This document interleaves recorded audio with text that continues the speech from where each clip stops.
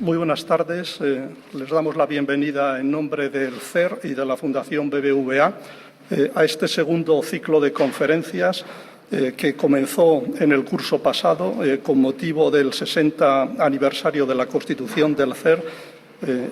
Hubo esta propuesta de celebrarlo en España, entre otras actividades, con un ciclo largo de conferencias con participación de expertos internacionales, buena parte de ellos procedentes de nuestro propio país, que examinaran las distintas dimensiones del trabajo científico que se desarrolla en el CER, tocando tangencialmente algunas facetas de la parte tecnológica y la cuestión más general del debate entre ciencia básica soportada con fondos públicos y ciencia aplicada, su utilidad. Ese debate que aquí se va a revisitar. El doctor José Miguel Jiménez tuvo un papel decisivo en darle forma al ciclo anterior que llevaba como título Los secretos de las partículas, la física fundamental en la vida cotidiana, y también pues a su finalización y vista la acogida y la demanda que parte de los asistentes, que seguro que en alguna medida se solapan con los que hoy están aquí, nos pidieron que si, en este caso como en el ciclo de astrofísica, que si podíamos darle continuidad, algo que hacemos encantados. Va a ser un ciclo más corto, pero no menos interesante. Como han visto, el título de este ciclo de conferencias, de 3, es LHC Run 2, impulsando tecnologías y despejando incógnitas. El foco en esta ocasión se ha querido poner esencialmente desentrañar o explicar mejor toda la instrumentación y la dimensión tecnológica que hay detrás de la investigación científica que se desarrolla de frontera, que se desarrolla en el CER, a la vez ilustrar o explorar las dimensiones a abordar en esa etapa post-bosón de Higgs y, una vez más, revisitar ese debate que lo tenemos en esta y en otras muchas áreas de lo básico, lo aplicado en ciencia. Yo doy las gracias al CER y especialmente pues, a José Miguel Jiménez, que ha tenido un papel decisivo en darle forma.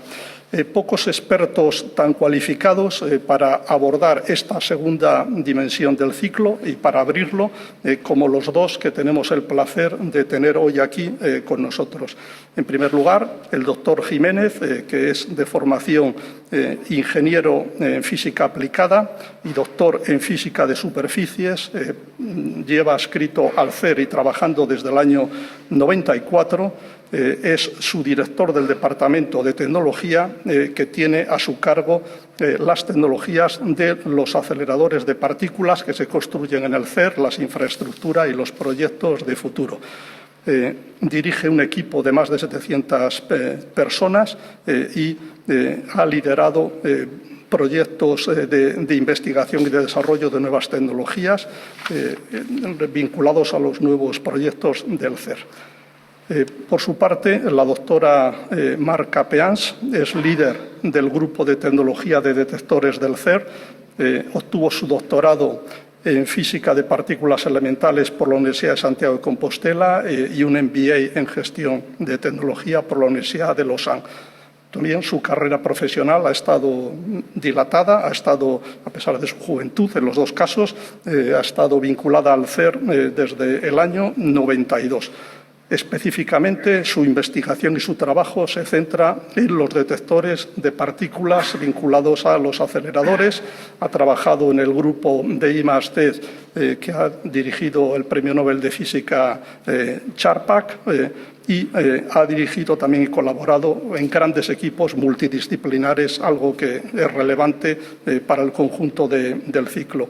Participó en la construcción del detector de trazas del experimento Atlas, uno de los más conocidos, y lidera ese grupo de tecnología de detectores y es autora de más de 500 publicaciones. Creo que tenemos a dos españoles científicos y tecnólogos de primer nivel, y esa es parte del mensaje que también queremos transmitir con este ciclo, que España está bien o muy bien en ciencia. Tenemos a gente de primer nivel en las instituciones internacionales dando forma al futuro, y también, no todas las que quisiéramos, pero un grupo significativo de empresas tecnológicas que creo que esta parte, que es la avanzadilla, pues es motivo de confianza en nuestro futuro. Sin más, les agradezco a todos ustedes por seguir presentes en este ciclo. Son parte integral, no solo son el público, es parte integral del ciclo, y, por supuesto, pues a nuestros dos participantes de lujo del día de hoy.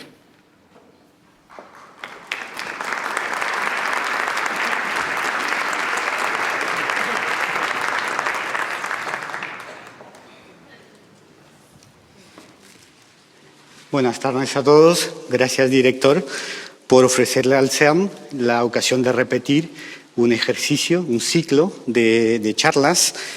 Hoy vamos a hablar de la vida y muerte de un protón en el LHC, y va a ser una charla un tanto diferente de las típicas charlas científicas en donde el ponente se pone delante del público y empieza a hablar solo.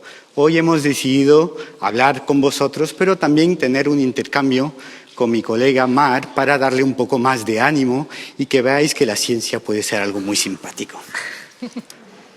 La idea, como he dicho, es empezar con un formato diferente, estimulando el encuentro ciencia-sociedad de carácter menos científico y un poco más divulgativo. Por supuesto, el apoyo de la sociedad a la ciencia es uno de los factores determinantes para conseguir la justificación política y económica de este desarrollo. Contar aspectos del LHC siguiendo la historia de un protón, desde su nacimiento hasta su muerte, ilustrada y con apuntes a aplicaciones prácticas en la sociedad, y claramente explicar aspectos de aceleradores, de detectores y sus aplicaciones para la sociedad. Pero antes, como el ojo percibe detalles que muchas palabras no conseguirían explicar, vamos a empezar repasando imágenes del túnel del LHC y de sus principales componentes. Y el primer componente es el arco del LHC que vemos aquí, y esto representa el criostato continuo que contiene los imanes superconductores que permiten mantener las partículas dentro del anillo del LHC. La segunda foto representa las secciones rectas de la máquina. De nuevo tenemos 8 secciones rectas, 8 arcos, secciones que miden un poco más de 1 kilómetro cada una y que permiten albergar toda la instrumentación de haz y, por supuesto, todas las cavidades que permiten darle energía a las partículas.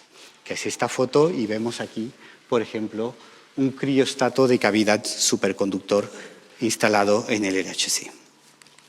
Si seguimos más adelante, llegamos a los detectores, porque la única justificación de tener un acelerador de partículas es tener detectores para medir los eventos de los detectores. Sí, y yo empiezo diciendo buenas tardes, pero también haciéndole una pregunta a Miguel, que realmente son imágenes espectaculares, pero nos tienes que contar cómo funciona un acelerador.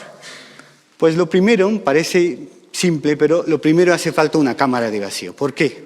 Los protones o cualquier tipo de partícula que circula dentro de un anillo hay que mantenerlos para que sobrevivan durante muchas horas. Y para eso tienen que viajar bajo vacío para evitar colisiones entre esos protones y los átomos o las moléculas del vacío residual. Claramente en este caso hemos elegido un anillo, hubiera podido ser un acelerador lineal, pero al tener un anillo tenemos que mantener esas partículas dentro del anillo y para eso necesitamos imanes curvadores. Eso es la primera cosa. Luego, al tener muchas partículas y esas partículas tienen todas una carga positiva, tienden a repulsarse y entonces el haz va a hinchar conforme va pasando el tiempo. Y entonces hay que compensar y para eso necesitamos utilizar lentes con un láser. Serían lentes ópticas, en una máquina son lentes electromagnéticas que son ni más ni menos que imanes cuadrúpolos, que es lo que vemos aquí. Ahora ya tenemos la cámara de vacío, los imanes y nos falta darle energía. Para darle energía le ponemos cavidades y claramente le ponemos un detector. Ya lo tenemos todo, es fácil. Ahora hace falta inyectar los protones, que es lo que hacemos, y en cuanto hemos inyectado los protones colisionan y tenemos imágenes espectaculares en los detectores. Y comparado con otros grandes instrumentos científicos, como pueden ser los telescopios, ¿cuál es el papel específico del LHC? Para explicar eso, lo mejor es mirar la escala del universo. Empezamos por esta parte, que es la parte del Big Bang, y miramos de cara al universo. Estudiar la expansión del universo se utiliza para eso grandes instrumentos que son los telescopios. Telescopios que tenemos instalados en tierra o en órbita en satélites. Eso permite mirar las estrellas, los movimientos y la expansión de ese universo. Conforme nos vamos acercando al centro de esa escala, en donde estamos hoy, vemos que tenemos la materia, nosotros, son moléculas, átomos, los núcleos, los protones, los electrones, los neutrones y finalmente tenemos los quarks. Y hoy estamos aquí con la Fundación BBVA, aquí en el centro del universo. ¿Por qué? Pues la curiosidad humana quiere que cada vez entendamos de dónde venimos. Entonces estamos mirando y nos queremos acercar para entender qué tipo de partículas existieron instantes después del Big Bang. Para eso, claramente necesitamos microscopios cada vez más potentes para acercarnos cada vez más a los instantes después del Big Bang. Y el LHC es ni más ni menos que un supermicroscopio que en este caso permite estudiar las leyes de la física de las partículas que existieron instantes después del Big Bang. Y hay una sinergia evidente entre el LHC y la física de altas energías y lo que nuestros amigos y colegas astrofísicos miden con los telescopios. ¿Pero por qué se imaginó precisamente este acelerador, el LHC, en el CERN? El LHC se construyó después de la Segunda Guerra Mundial en el año 54 y fue acumulando, con una lógica de inversión y de mantenimiento de sus infraestructuras, fue acumulando muchos aceleradores. Y tenemos en el LHC una infraestructura de aceleradores que permite inyectar protones dentro de la máquina. En este caso vemos la cadena de inyección de los protones desde lo que llamamos un acelerador lineal, un LINAC, hasta el booster. Del booster inyectamos en el sincrotrón de protones, luego en el superprotón sincrotrón y finalmente en el LHC. También tenemos otra cadena totalmente diferente de aceleradores que permiten inyectar los iones dentro de esa máquina, como vemos ahora. Esos inyectores son de alta calidad, de alta fiabilidad y fueron diseñados para durar y entonces estaban ahí. ¿Pero qué tiene de especial el LHC? Danos algunos datos que nos ayuden a entender, porque son imágenes que son difíciles de entender a veces. Lo primero es, como tengo la suerte de tener una especialista de los detectores, es decir, que el LHC fue diseñado para realizar descubrimientos. Y para eso se decidió tener 4 detectores principales, los 2 mayores, CMS y Atlas, que son detectores de alta luminosidad, y por otro lado 2 detectores menores, que son el LHCb y ALICE. Esos detectores son competidores, porque claramente el que saque el papel antes que su vecino gana, pero también son complementarios y van mirando procesos de desintegración totalmente diferentes. Y, por ejemplo, para el descubrimiento del bosón de Higgs, mirando la totalidad de los detectores, teníamos más de 6 canales diferentes de identificación del bosón de Higgs y de la localización de la energía de ese bosón de Higgs. Yo hablaré dentro de un momento de los detectores. Dinos algo sobre el haz de partículas, sobre la máquina. Sobre la máquina. El LHC utiliza tecnologías punteras y la dificultad de esa máquina no es tener 1, 2, 10, 20. No, la dificultad fue integrar todas esas tecnologías dentro del túnel, dentro de un espacio confinado en donde el ingeniero mecánico no puede instalar su equipo si no habla con el ingeniero eléctrico, si no habla con el experto de vacío, y de esa forma llegar a concentrar todo ese saber en un equipo. Tenemos una máquina de 27 kilómetros. 27 kilómetros. ¿Qué representa? La M30 de Madrid. Si usted coge el mapa de Madrid y pone el LHC, imagina que la M30 le da la vuelta a Madrid, pues eso es el LHC, una máquina muy grande. Primer punto. Segundo punto, utilizamos imanes superconductores que nos han permitido incrementar el campo magnético por un factor 4. ¿Por qué? Porque hemos pasado de la antigua máquina, que era un colisionador de electrones y positrones, partículas de muy poca masa, a acelerar protones o hadrones, y entonces necesitamos más fuerza magnética para mantener los imanes dentro del anillo. Y estos imanes superconductores permiten generar un campo magnético 4 veces superior al que se puede generar con una tecnología tradicional. Claro, el inconveniente es que tenemos que pasar una corriente muy alta, casi 12.000 amperios en los cables que tienen una sección de 1 milímetro por 10 milímetros. Una temperatura de operación de menos 271 grados y estamos hablando de enfriar 37.500 toneladas de material a esa temperatura, utilizando 140 toneladas de helio líquido. Y para darle unos datos, para enfriar antes de inyectar el helio utilizamos nitrógeno líquido, utilizando intercambiadores, y ahí hemos necesitado un poco más de 50.000 toneladas de nitrógeno líquido. Temperaturas muy, muy bajas. Luego tenemos muchos imanes, un poco más, casi 9.600 imanes, pero hablando de los principales, los que hemos visto en la imagen, los azules, los dipolos, tenemos 1.232 dipolos que pesa cada uno 35 toneladas y mide 15 metros. Y luego tenemos además los cuadrupolos que permiten mantener la focalización de las partículas, 392 cuadrupolos, 15 toneladas cada uno, 8 metros de longitud. 7.600 kilómetros de cables se han necesitado para fabricar esos imanes. Y esos cables están hechos de hilos de niobio titanio, que es el material superconductor. Tenemos una distancia de 270.000 kilómetros de hilos de niobio titanio con una perfecta continuidad eléctrica. Eso es más de 6 veces la distancia entre la Tierra y el Sol. Y todo eso sin ningún fallo.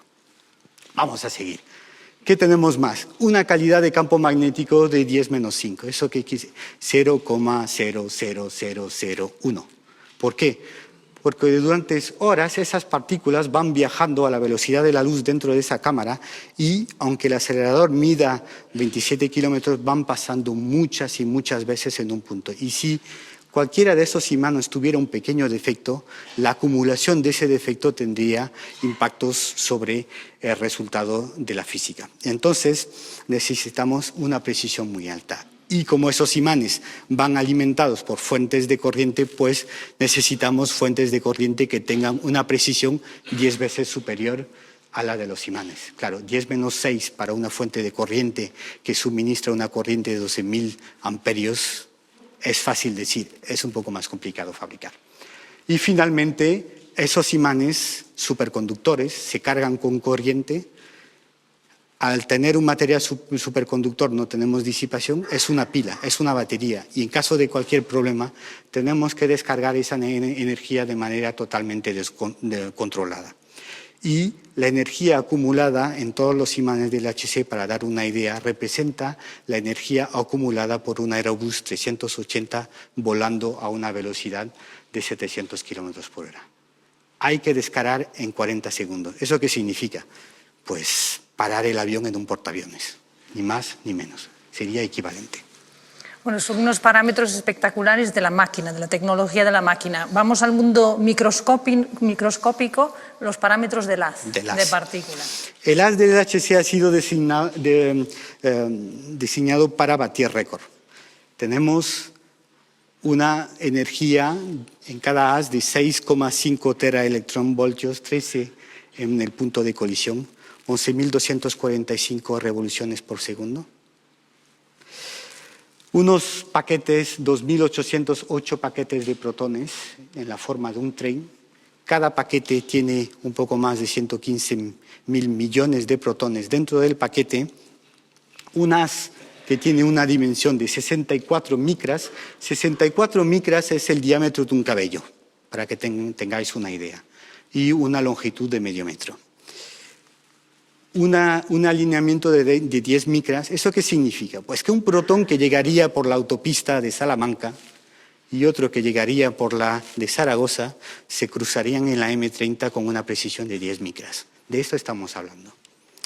600 millones de colisiones por segundo y, de nuevo, la dificultad de controlar una máquina tan potente. Claramente, si tuviéramos cualquier problema en la máquina, hay que sacar el haz de manera controlada en unos 300 microsegundos, una tercera parte de un segundo.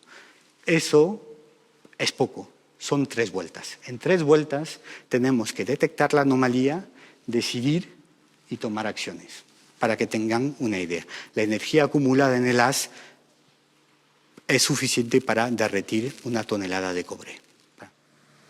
¿Y cómo se fabrican los protones? ¿De dónde salen? Los protones no se fabrican. Los protones se obtienen mediante la transformación de una molécula o un átomo de hidrógeno en una fuente de iones. Esa fuente de iones tiene la particularidad de ser un componente mecánico que integra muchísimas disciplinas diferentes. El gas va a entrar desde la botella, que es una botella de hidrógeno, y va a entrar en una cámara que es ni más ni menos que un microsol.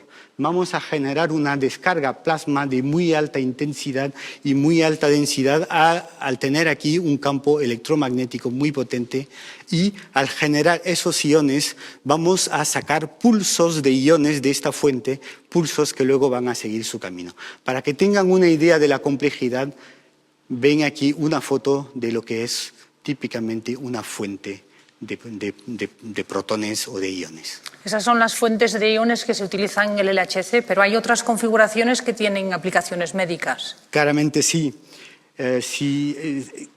Cada día progresamos más en aplicaciones de aceleradores para tratamientos médicos. En este caso estamos hablando de hadronoterapia, y lo que estamos haciendo es transformar un átomo de gas, en este caso hidrógeno, o puede ser también un átomo de carbono, en un fármaco.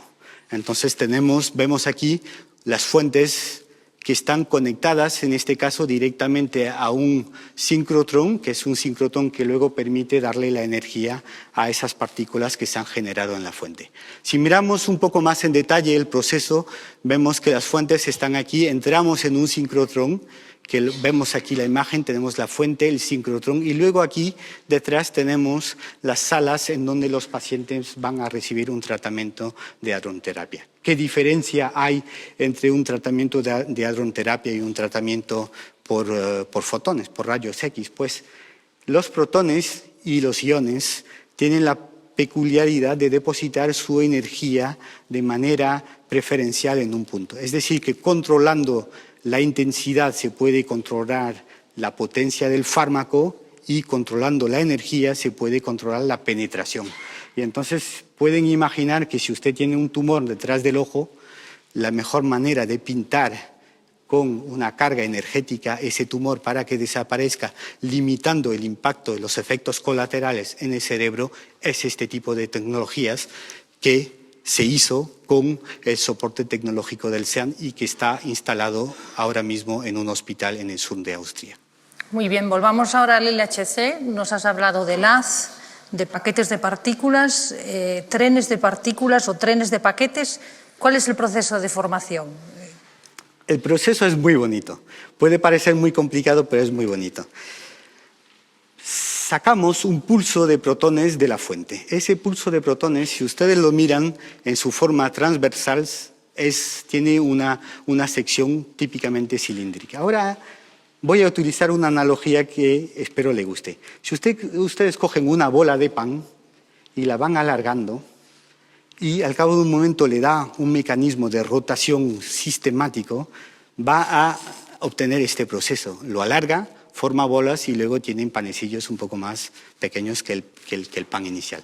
Pues ese proceso que llamamos nosotros gimnasia a radiofrecuencia es exactamente el mismo proceso de modelización del haz. ¿Cómo funciona? Pues empezamos con un paquete, lo cortamos en 3, es decir, pasamos de este pulso a este. Vemos que tenemos aquí un pequeño hueco, ya hablaré yo de esto. Y luego, en la segunda transformación, este paquete de aquí lo duplicamos y de esta forma llegamos a fabricar, con un pulso inicial, llegamos a fabricar 72 paquetes cortándolos en varios pedazos. Luego, claramente, tenemos un tren de 72 paquetes y tenemos que llegar a 2.800. Entonces, los tenemos que encarrilar uno detrás de otros y para eso utilizamos el booster que nos permite tener un tren y llegar con el segundo tren y justamente el hueco que tenemos en los trenes es el tiempo, un microsegundo, que necesitamos para encarrilar el paquete en medio de los demás. Por eso tenemos ese hueco. Bueno, estás mencionando muchísimas tecnologías, muchísimos campos de trabajo. Yo creo que es el momento ideal para recordar oportunidades de retorno, bien en formación o en experiencias profesionales. Tenemos muchísimo impacto en muchas disciplinas y, por supuesto, también a nivel cultural, porque tenemos 21 Estados miembros y muchos más países asociados. Y si miramos un poco las estadísticas, vemos la distribución de los estudiantes, en este caso postdoctorandos, vemos mecánica, electricidad, electrónica, computación, física experimental, física teórica, física aplicada, ingeniería científica. Tenemos una distribución muy similar con los técnicos superiores y también con los estudiantes después del bachelor. Claramente, 542 estudiantes postdoctorandos en el CERN, 90 técnicos superiores, más de 218 estudiantes. El CERN es ni más ni menos que una de las fábricas de doctorandos más grande del CERN. Y eso que aquí no he puesto los datos de la física teórica. Volvamos al LHC, entonces, y yo creo que es el momento de explicar cómo se aceleran esos paquetes de protones. Pues sí, se aceleran con un proceso muy simple que es el típico proceso de aceleración de una caja de cambios. Empezamos con un primer acelerador, poco potente, más potente y cada vez, por supuesto, eso, si cogemos de nuevo una analogía que es la de la bicicleta y miramos el piñón principal de una bicicleta, cuanto más velocidad, más grande es el piñón. Y de esa forma vamos preservando la calidad de las partículas dentro de los diferentes detectores. En este caso, los protones saldrían del LINAC 2, del LINAC 2 entrarían en el booster, del booster pasarían al sincrotrón de protones, del sincrotrón de protones en el SPS, de ahí se inyectarían por este camino y también por este para tener los dos haces circulando en la máquina. ¿Cómo se les da energía? Pues de nuevo, una analogía muy fácil, si miramos un poco lo que es un surfista, el surfista toma velocidad aprovechándose de la onda que representa la ola en el mar. Pues los protones hacen exactamente lo mismo aprovechando la energía que les va a pasar la onda radiofrecuencia que tenemos. Evidentemente, dependiendo de qué tipo, hemos visto aquí que tenemos muchas cadenas y muchas velocidades y energías diferentes, la tecnología de esas cavidades es muy diferente de un acelerador a otro y vemos aquí 4 ejemplos totalmente diferentes de tecnologías de aceleración. Bueno, yo creo que un punto importante para entender es que el punto de inyección del LHC, como se ha visto en este complejo de aceleradores, está a casi 3 kilómetros. Entonces, hacen falta cámaras de vacío enormes. Pues no, la idea era realmente utilizar la totalidad del presupuesto para fabricar el LHC y limitar el impacto de esas líneas de transferencia que se utilizan 1 o 2 veces al día. Y para eso teníamos unas pequeñas complicaciones. Como pasa con un coche que quiere entrar que quiere salirse de una autovía a gran velocidad o quiere entrar en una autovía a gran velocidad, lo primero es que tienen que tener una salida y una entrada tangencial. Ese es el primer fenómeno. Luego hay que imaginar que el SPS está a menos 30 metros de profundidad y el LHC oscila entre menos 80 y menos 140. Entonces había que bajar los protones de menos 30 a menos 80 metros, que es lo que vemos aquí. Entonces tenemos primero la dificultad de tener una curvatura aquí y luego también de tener que bajar del SPS hasta el LHC. Pero en algunos casos, como en este punto 2, tuvimos incluso que pasar por debajo de un río subterráneo. Entonces hay que bajar las partículas, subirla y darle la vuelta. Y vemos en la imagen, la foto es menos espectacular, pero si usted coge la bicicleta y se deja caer por esta pendiente, es fantástico. Yo tengo una vídeo que hice poniendo la cámara encima del manillar de la bicicleta y es espectacular. Para eso hay que trabajar en el CERN, si no, no se puede. Bueno, ¿y cómo entran los protones finalmente? Pues entran de manera muy sorprendente, es surrealista. La interfaz entre las líneas de transferencia y el HC es muy simple, demasiado simple. De hecho, vemos en esta foto que tenemos aquí, por un lado, el LHC, aquí, en el punto 2, y en el punto 8, el otro punto, tenemos otra vez el LHC, y vemos que los protones llegan por esta línea de manera muy simple, van entrando de manera tangencial dentro del anillo. Es facilísimo. Lo mismo pasa en el otro lado. La única dificultad es, primero, que para ahorrar dinero y optimizar la máquina, toda la línea tiene un diámetro de 40 milímetros. 40 milímetros es un poco más que una moneda de 2 euros. ¿Sí? Es muy pequeño. Y hay que tirar y, por supuesto, los protones tienen que pasar a la primera, porque cuando tenemos un acelerador circular, si la partícula no pasa en donde tiene que pasar, como pasa tantas veces, se puede ajustar. Cuando pasa una vez, o pasa o no pasa. Y si se para en algún lado, no tenemos ni idea en dónde se ha parado. Entonces, ahí hay detrás un proceso de optimización y de cálculos muy importante. Y luego, otra dificultad es que tenemos que tener una perfecta sincronización entre el pasaje de los trenes dentro del HC y la llegada de este nuevo paquete. ¿Qué es lo que vemos aquí? Vemos que los paquetes llegan por aquí, tenemos otros haces circulando y entonces va a llegar el paquete totalmente sincronizado con el hueco que tenemos dentro de la máquina y en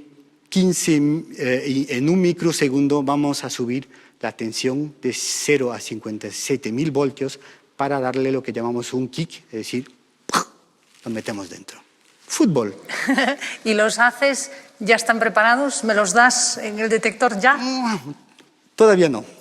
Todavía falta un último proceso, aunque tengamos paquetes con un diámetro de 60 micras y menos de 1 metro de longitud, todavía no tienen densidad suficiente para que cuando colisionen dentro de los aceleradores tengamos suficientes colisiones para darle datos a los físicos. Entonces, el último proceso, eso es un proceso de densificación que le vamos a dar al haz. ¿Y qué es lo que vemos aquí? Vemos que en este punto el haz va a pasar a un diámetro de menos de 20 micras, que es 1/3 del diámetro de un cabello. Ahora sí, ahora ya tienes los paquetes dentro de los detectores. Bueno, pues vamos a ver esos paquetes circulando. Y muchos de vosotros habéis visto ya esta película, pero a mí me sigue realmente fascinando porque representa muy bien lo que es la vida de un protón cuando ya está preparado para la colisión y ser registrado en los detectores. Veis, como ha mencionado Miguel, esa cadena de aceleradores donde se va ganando energía. Los protones empiezan a viajar a la velocidad de la luz en direcciones opuestas y en 4 puntos muy precisos de ese acelerador de 27 kilómetros de diámetro van a colisionar frontalmente. Lo que veis en el vídeo realmente es un protón con los 3 quarks dentro, pero como ha explicado Miguel, realmente lo que estamos enviando es un choque frontal de paquetes de partículas en los que en cada paquete hay 100.000 millones de protones. Y los protones son algo tan pequeño que, aunque enviamos frontalmente cada 25 nanosegundos 100.000 millones de protones, solo va a haber 20 colisiones. Tenemos que tener en cuenta que lo hacemos tantas veces y de forma repetida que finalmente los números siguen siendo espectaculares, 600 millones de colisiones por segundo. Y estas son las señales que dejan en los detectores, que son, yo creo, que de una belleza extraordinaria y realmente no tan complejos de entender. Las líneas representan trazas de partículas y las partes verdes son medidas de energía de esas partículas. Sé que el proceso en la realidad es un proceso rapidísimo y lo que me gustaría enseñaros es qué es el bosón de Higgs, cómo hemos detectado el bosón de Higgs. Y es una animación a cámara lentísima de lo que pasa en el detector. Veis los 3 quarks en un protón que colisionan y solo 2 de ellos se van a encontrar frontalmente y el resultado de esa colisión frontal entre 2 quarks en muy pocas veces resulta en un bosón de Higgs y lo que llamamos los quarks espectadores que no han formado parte de esa colisión. Pero esa partícula tan pesada que podemos generar porque hemos puesto muchísima energía en juego en esa colisión, tiene una vida cortísima, se va a desintegrar inmediatamente. De hecho, no detectamos el bosón de Higgs, sino las partículas resultantes de su integración. Una cosa fundamental, los dos fotones que se desintegran, que son las señales inequívocas de que ha habido un bosón de Higgs, y todas las partículas que conocemos, neutrones, protones, que son partículas estables y muy ligeras que viajan a la velocidad de la luz a través de las capas del detector y tenemos que intentar descifrar si realmente vienen de una colisión en la que el bosón de Higgs ha estado involucrado. Son así como son los detectores. A mí me encanta siempre compararlos con una cámara de fotos. Las cámaras de fotos que tenemos hoy en día son cámaras que registran partículas, de hecho registran la luz, que no son más que fotones, y lo hacemos con una resolución de unos 8 o 10 millones de píxeles. Bueno, los detectores de partículas son como cámaras de fotos en 3 dimensiones que tienen 100 millones de píxeles y que están tomando 40 millones de fotos por segundo. Y además son inteligentes, de manera que las fotos que no salen bien, las fotos en las que hay física conocida o física que no es interesante, las vamos a descartar inmediatamente. Y hacemos eso con sensores muy complejos que organizamos de una manera muy específica. Veis en la imagen lo que es el detector Atlas abierto, donde hay un detector de trazas central rodeado de imanes, os explicaré ahora por qué, seguido de las capas que llamamos de calorimetría, porque miden energía, y luego unas capas muy especiales de detectores que van a detectar solo las partículas que consiguen escaparse del detector, que son los muones, que son partículas como los electrones, pero muy pesadas, o los neutrinos, que son partículas que tienen tan poca masa que no interaccionan con nada. Y construimos esto de una forma muy compacta. Esta estructura, que tiene una forma típicamente de cebolla, me imagino que tendrá su justificación tecnológica. Exacto. De hecho, os muestro en la imagen lo que es la detección del pasaje de una partícula a través del detector más interno, por ejemplo, del experimento CMS. Lo que vamos a intentar es reconstruir trazas de partículas que han dejado un rastreo de ionización en distintas capas del detector y así podemos discernir por dónde ha pasado esa partícula, rodeamos esos detectores de un campo magnético y eso nos va a permitir tener información muy relevante. ¿Por qué? Porque una partícula cargada que tiene mucho momento o mucha masa se va a curvar muy poco, cuando una partícula ligera, de hecho, va a hacer movimientos circulares dentro del campo magnético porque se queda atrapada, y además una información también muy relevante que es su carga. Las partículas de cargas opuestas se van ¿cómo se dice?, a desviar en sentidos opuestos. Por lo tanto, tenemos información muy relevante de las capas más ligeras. Es evidentemente un proceso complejo, pero sencillo de entender porque se basa en principios fundamentales de la física, como que las partículas cargadas dejan trazas de ionización, que las partículas neutras van a pasar por el detector sin tener esa desviación en campos magnéticos, y lo más importante es que vamos a intentar parar todas esas partículas dentro de los calorímetros para poder medir su energía. Me gusta a mí siempre enseñar fotos de detectores, yo creo que hablan por sí mismas y de hecho estas son fotos tomadas recientemente en la parada técnica del CERN que ha durado 2 años. Esta yo creo que es una foto además muy exclusiva porque es muy difícil tomar una foto hoy en día de un detector tan abierto y lo justificamos porque hemos añadido unas capas de sensores muy precisos en el corazón de uno de los grandes detectores, del detector Atlas. Hemos añadido 13 millones de canales más de electrónica para ser más precisos en esta nueva fase del acelerador. Otra foto, me apetecía enseñar cómo es un detector en el laboratorio, porque no siempre están instalados en el LHC. Hay años y años de construcción, de test, y tenemos un equipo de expertos, mucho más jóvenes de lo que somos hoy en día, trabajando en ese detector. Tenéis, por ejemplo, otra imagen que es difícil de obtener, que son los 2 calorímetros de Atlas. Imaginaros circunferencias de 25 metros de diámetro que se juntan con precisiones de micras para tener un detector lo más compacto posible.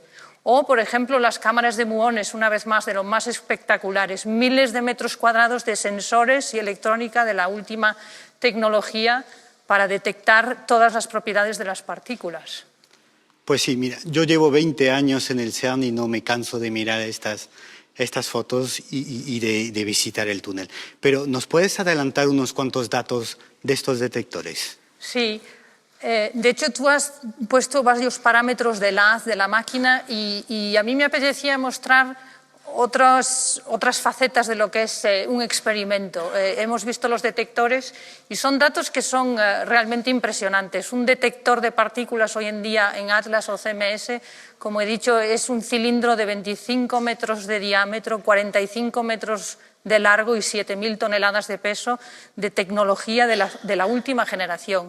Y tienes que imaginarte este detector en una caverna a 100 metros bajo tierra. Y como un dato interesante, para excavar la caverna del detector Atlas hubo que sacar 300.000 toneladas de roca. De hecho, la caverna se empezó a construir en el año 1997. La primera infraestructura, porque los detectores son sensores de alta tecnología, pero necesitan mucha infraestructura auxiliar para que funcionen como queremos, se empezó a instalar en el 2003 y los primeros datos de física salieron del LHC en el año 2010. De hecho, son procesos larguísimos. Un detector de partículas es un proyecto de I+D que lleva 20 años de construcción, de I+D para encontrar las mejores tecnologías de testeo, instalación dentro de la caverna experimental. Y, de hecho, uno de los datos más interesantes es que los experimentos del LHC, por ejemplo, el Atlas o el CMS, son las colaboraciones internacionales científicas más grandes de la historia. No hay precedentes, son 4.000 científicos e ingenieros trabajando con un objetivo común de casi 200 países, cientos de instituciones repartidas por todo el mundo. Si no me equivoco, la tecnología de esos detectores se aparenta mucho a la que tenemos en los hospitales, en los escáneres. Sí, de hecho a mí ese es un ejemplo que me gusta mucho, o sea, el ejemplo de la tomografía por emisión de positrones, que se menciona muchas veces, pero es muy representativo porque es un proceso muy conocido que lo vemos en los detectores de forma rutinaria, que es cuando la materia y la antimateria se encuentran, se aniquilan, produciendo energía, en este caso, por ejemplo, fotones que podemos detectar exactamente igual como la señal que deja un bosón de Higgs, lo que pasa de mucha menor energía. Por ejemplo, el positrón, bueno, de hecho es un proceso que es bastante análogo a cómo trabajamos en física de partículas. Se postula que existe una antipartícula, unos años más tarde se descubre esa partícula, en este caso antipartícula, en el laboratorio y 10 o 20 años más tarde tiene una aplicación en la sociedad que es relevante y que se puede medir de forma muy clara. De hecho, en la mayoría de los hospitales del mundo existen estos detectores, los PET, que utilizan detectores exactamente iguales que los que hemos desarrollado para los experimentos del CERN, con la electrónica que también hemos desarrollado para los experimentos del CERN. Y no solo es la parte de detectores, es la parte de electrónica, de adquisición de datos, de tratamiento de imágenes, que es completamente análoga a lo que hacemos en física de partículas. Y no solo hablando de detectores. Los detectores son herramientas de diagnóstico, pero ya has mencionado, Miguel, la parte de tratamiento con partículas. O sea, el tratamiento hoy en día de enfermedades como el cáncer se hace fundamentalmente con rayos X. De hecho, yo creo que hay unos 10.000 aceleradores lineales en el mundo que tratan pacientes con rayos X. La gran ventaja de la terapia con partículas hadrónicas, como pueden ser los protones o iones de carbono, es que, como has mencionado, depositan la energía completamente en un punto muy determinado y, por lo tanto, se minimiza el daño a los tejidos sanos alrededor del tumor. Y eso son tecnologías que se han desarrollado a partir de la física de partículas en el CERN y otros laboratorios fuera del CERN. Y, como he dicho, por supuesto, la computación a gran escala juega un papel fundamental en la rapidez de analizar esos datos en medicina. Es, por lo tanto, una sinergia y una colaboración importantísima para el CERN, pero también para la sociedad. Bueno, casi estoy acabando con mi parte de detectores, pero no podía evitar enseñaros una imagen de cómo vemos nosotros el bosón de Higgs. Yo sé que muchos veis líneas, unos cuadros, pues lo que vemos ahí exactamente es realmente la imagen de un bosón de Higgs en el detector CMS, uno de los pocos que hemos visto en el RAN 1, y es una de esas imágenes de emoción en la que todos nos sentimos orgullosos de participar en esta aventura, donde se ven claramente las señales de los fotones y el resto de partículas que vamos a intentar entender con el máximo detalle posible para no cometer errores.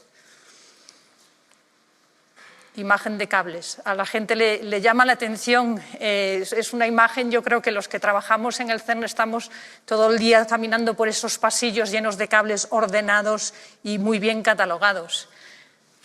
Muchos cables, Sí. miles y miles de kilómetros.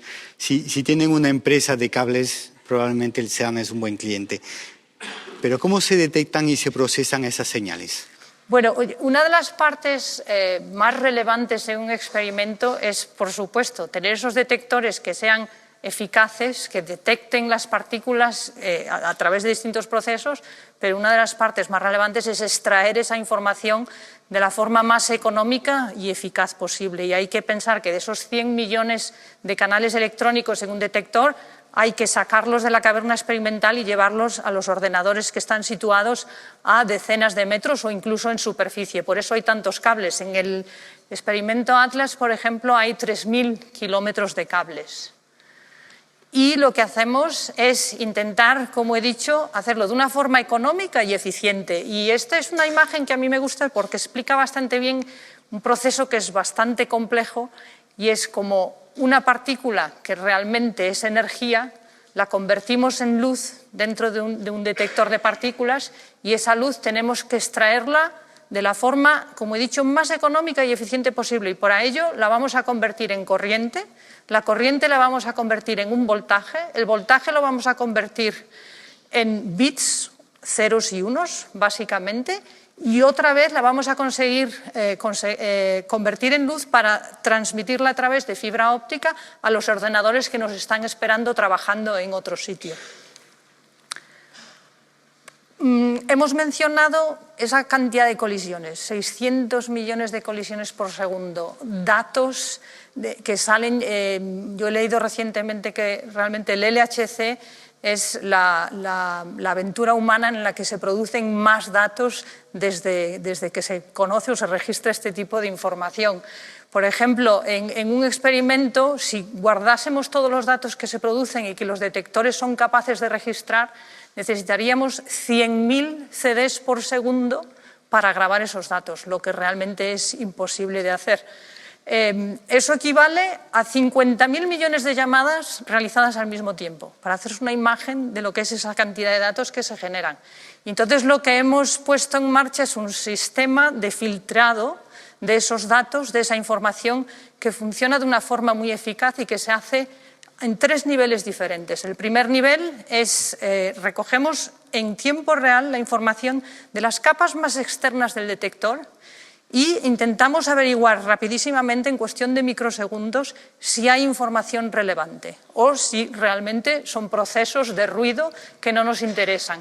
Y ahí, de los 40 millones de sucesos que podemos registrar, vamos a tener un factor de reducción 400 y vamos a pasar al siguiente. En el siguiente paso ya utilizamos toda la información que tenemos en los detectores y la utilizamos de forma inteligente. Ya hacemos física de forma inteligente. Intentamos ver cuáles son los procesos lógicos en los que se detectarían. Si detecto un muón y energía de este valor, tiene que haber una traza en este sitio del detector.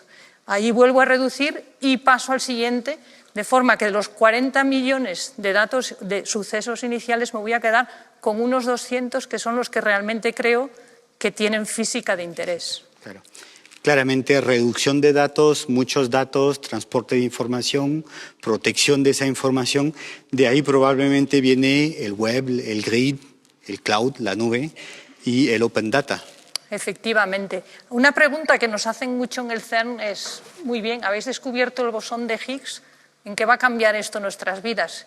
Y yo creo que la respuesta es que el bosón de Higgs ya ha cambiado nuestras vidas. De hecho, una de las cosas más relevantes que conocemos hoy todos es la World Wide Web, que realmente fue una plataforma de programación, de software, que desarrolló el CERN en los años 90 para poner los datos que se creaban en los experimentos del CERN accesibles a todos los institutos, a todos los científicos que habían colaborado en la construcción del experimento y lo hacían de forma instantánea y a golpe de ratón. Eso fue la World Wide Web. Hoy en día la World Wide Web se nos queda corta. La cantidad de datos que se producen y la velocidad con la que tenemos que procesarlos sería imposible hacer esto con una tecnología convencional. Y el CERN ha desarrollado lo que llamamos la GRID, que es un concepto equivalente. En la web lo que hacemos cada vez que utilizamos el ratón y pinchamos en algún sitio, estamos compartiendo información.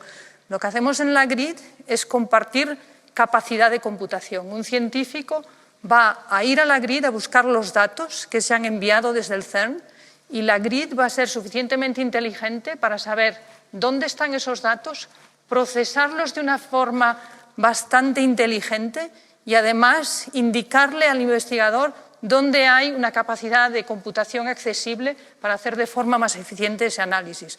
Esto ocurre gracias a las colaboraciones que se hacen en el CERN.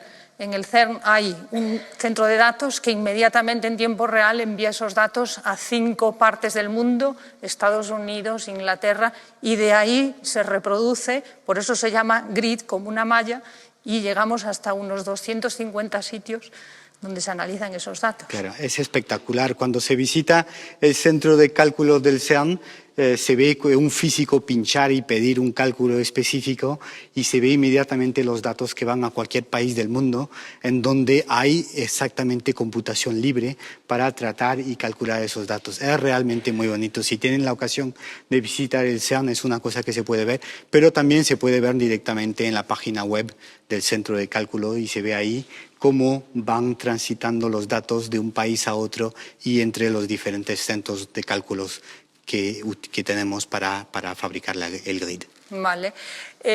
Yo vuelvo a tomar la historia y si recuerdan son esos 100.000 millones de protones que están chocando entre sí cada 25 nanosegundos, pero yo como en los detectores solo veo 20 colisiones. Y la pregunta es, ¿qué pasa con el resto de protones? Pues perdemos muchos en camino.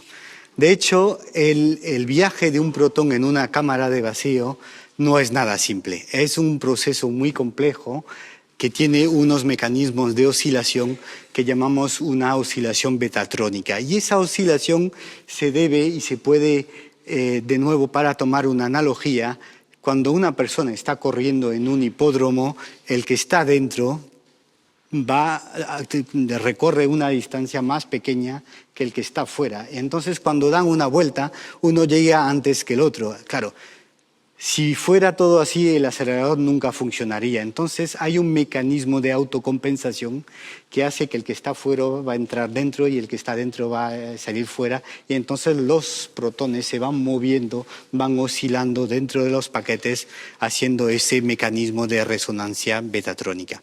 Claro, el caso del haz es aún más complicado porque hay que añadirle defectos a la pista de atletismo. Por ejemplo, como han visto, el acelerador no es un círculo perfecto de imanes.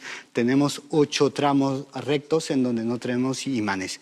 Esos tramos son zonas de dispersión en donde los protones van a seguir una trayectoria más indefinida y entonces tenemos que tomar eso en cuenta. En todo caso, la trayectoria de 2 protones, cuando han dado una vuelta, tienen que llegar al mismo tiempo en el mismo momento.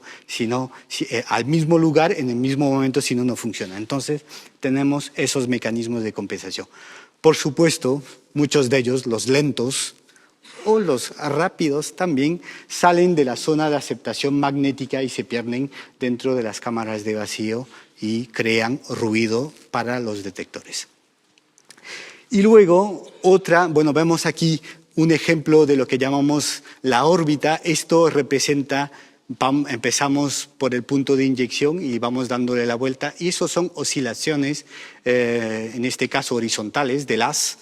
y vemos la oscilación betatrónica y vemos la diferencia entre una órbita sin optimizar y una órbita optimizada. El haz mide unas cuantas micras y va oscilando de unos 20, 30 micras. Es decir, no hay que imaginar que se mueve muy, muy poco, pero este tipo de oscilación es suficiente como para perder el haz en una hora más o menos, lo perdemos totalmente.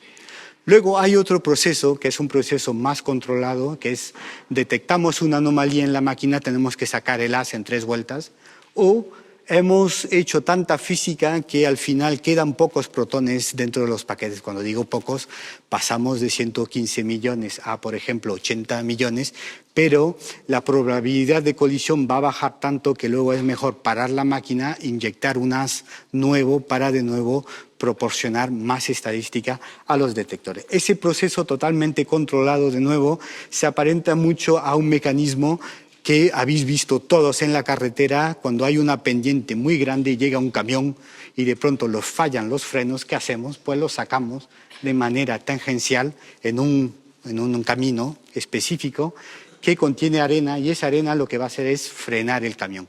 Pues en el HC es lo mismo. Tenemos una extracción tangencial que se aparenta mucho a lo que tenemos en la autovía y luego lo vamos a frenar.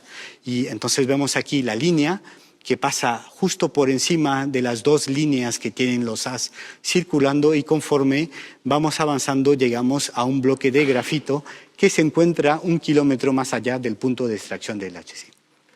El pequeño detalle es, como he dicho, mucha energía.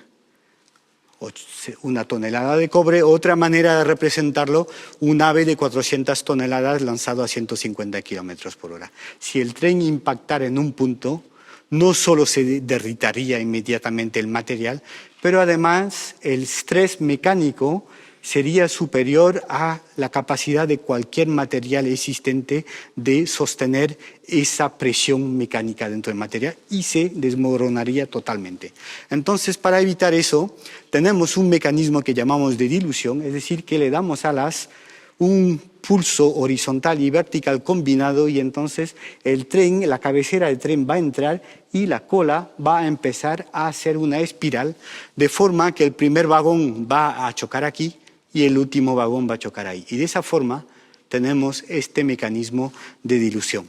Y si miramos en más detalle las fotos, vemos que en el punto de extracción, aquí en estos imanes, tenemos una cámara de vacío de 40 milímetros de diámetro y pocos metros antes de llegar al bloque de grafito tenemos un diámetro de 600 milímetros bajo vacío porque claramente al tener una órbita en forma de espiral tenemos un cono cuyo diámetro va incrementando. Pues así lo paramos. Y bueno, yo creo que hemos llegado ya al fin. Con esto llegamos al fin de esta historia, llegamos al fin de este viaje, de este sueño de 30 años, porque llevamos 30 años trabajando con este proyecto, de este desafío, bueno, de estos desafíos, porque hemos tenido mucho, de estas colaboraciones, como Mar ha dicho, muchas colaboraciones en los detectores, pero también en los aceleradores. Y yo creo que todo esto ha mostrado lo mejor de los participantes, ya sean del SEAM, que sean de las empresas que han trabajado con nosotros, pero sobre todo de las universidades e institutos de los Estados miembros y del mundo entero que nos han ayudado a construir. Teníamos masa crítica intelectual para fabricar esto, pero no teníamos capacidad suficiente para hacerlo solos y claramente el apoyo de los demás han sido muy importante. Estos éxitos impulsan las tecnologías y contribuyen a democratizar un poco la ciencia y ayudan a despejar las incógnitas, por eso hemos elegido este título y claramente forma parte del mandato del SEAM con los 4 fundamentos que os va a detallar Mar en un minuto antes de terminar esta charla. Muchas gracias.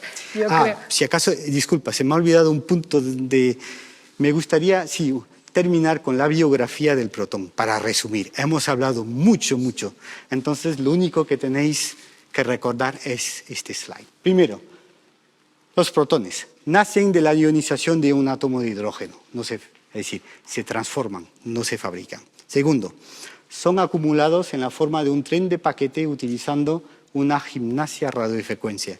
Y seguro que cuando estáis preparando un pan os acordaréis de mí. Se aceleran mediante un proceso de surf sobre las ondas radiofrecuencias utilizando una cadena de aceleradores cada vez más potente. Se inyectan en el HC tras un camino que no es nada recto, se acumulan una vez más en el anillo del HC hasta llenarlo completamente, son acelerados de nuevo hasta energías nunca alcanzadas, desaparecen mediante colisiones con otros protones, 600 millones de colisiones, 20 solamente en cada cruce, pocos generarán un bosón de Higgs y la mayoría no llegarán a generar colisiones y se perderán mediante otros procesos en la máquina. Ahora sí que voy a acabar con los 4 ejes fundamentales del CERN, la misión del CERN, que son bastante claros para los que trabajamos allí porque lo vivimos todos los días. La primera es empujar la frontera del conocimiento, la investigación básica. La segunda es desarrollar tecnologías de aceleradores y detectores y tener en cuenta que estos desarrollos tienen implicaciones muy directas en la sociedad. La tercera es entrenar a los científicos y a los ingenieros, a los mecánicos, básicamente a la comunidad científica del futuro. El CERN hace un esfuerzo enorme en la formación de los jóvenes. Y la última, unificar a gentes de distintos países, de distintas culturas y trabajar todos juntos. Claro. Antes de tomar las preguntas, me gustaría de nuevo recordar un poco las 3 charlas. Hoy hemos hablado de la vida y la muerte de un protón en el HC. El 24 de septiembre tendréis la oportunidad de ver aquí a Fabiola Gianotti, una física fantástica, que es la nueva directora general del CERN designada y que empezará a trabajar con su cargo a primeros de enero del 2016 y vendrá en septiembre para hablar del gran colisionador de hadrones más allá del bosón de Higgs. Y luego terminaremos en octubre con un pequeño debate muy interesante, que todo el mundo habla de esto, es decir, ciencia básica, ciencia práctica, y será un debate entre Luis Álvaro Esgaume, que es físico teórico en el CERN, y Teresa Rodrigo, que es catedrática de la Universidad de Cantabria. Y de nuevo agradecerle al BBVA la posibilidad de compartir todo esto con vosotros. Gracias.